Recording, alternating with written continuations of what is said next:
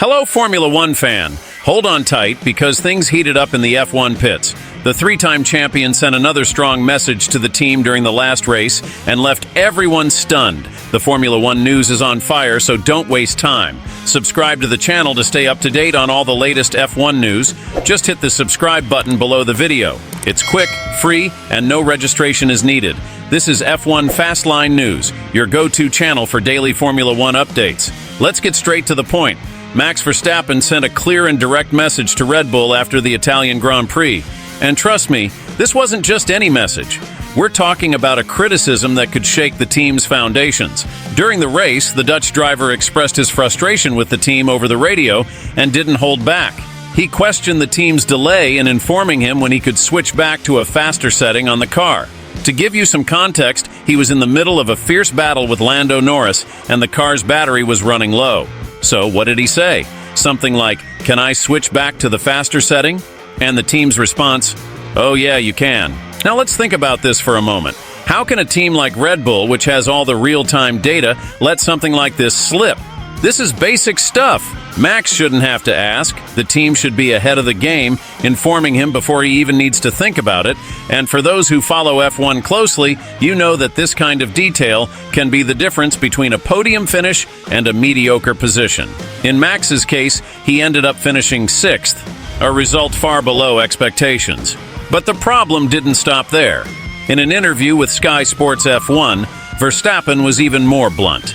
He stated that although they extracted the maximum possible from the car in terms of position, their approach to the race was completely wrong. And it's not just a matter of race pace, which was already compromised, but also strategy. Red Bull opted for a two-stop strategy, while other teams only made one, and it was clear that this wasn't the best choice. On top of that, there was a bad pit stop and an engine problem that prevented Verstappen from running at full power for much of the race. He didn't mince words. If we don't change anything on the car, everything's going to be bad from now until the end of the season. Now think about this. A three-time world champion, widely recognized for his ability to extract every millisecond from the car, is saying that things need to change, and change fast. That's not a small thing. When Max Verstappen, one of the most dominant drivers of the modern era, says the car is bad and the strategy was wrong, Red Bull better start listening very carefully. This kind of public comment raises several questions. Are we seeing the first cracks in the relationship between Verstappen and Red Bull, or is this just a wake-up call for the team? Something like, "Let's fix this now, before it's too late." Either way, it's clear that the team needs to react. The gap to McLaren in the Constructors' Championship has shrunk to just 8 points, something unthinkable at the start of the season.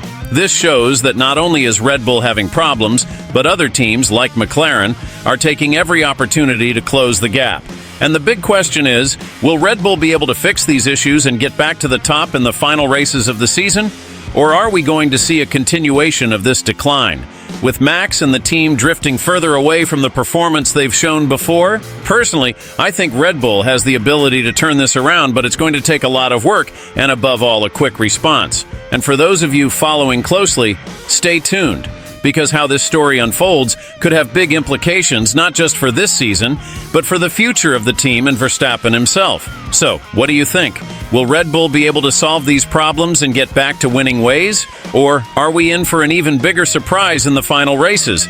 Leave your opinion in the comments and let's keep this discussion going. And of course, if you haven't subscribed to the channel yet, what are you waiting for? Here we talk about Formula One without any sugarcoating, with strong opinions and a ton of information. Subscribe, hit the notification bell, and come be a part of this passionate fan community. If you enjoyed this video, give it a like and share it with your friends who love Formula One. Let's grow this F1 fan community together. See you next time, speeding towards victory.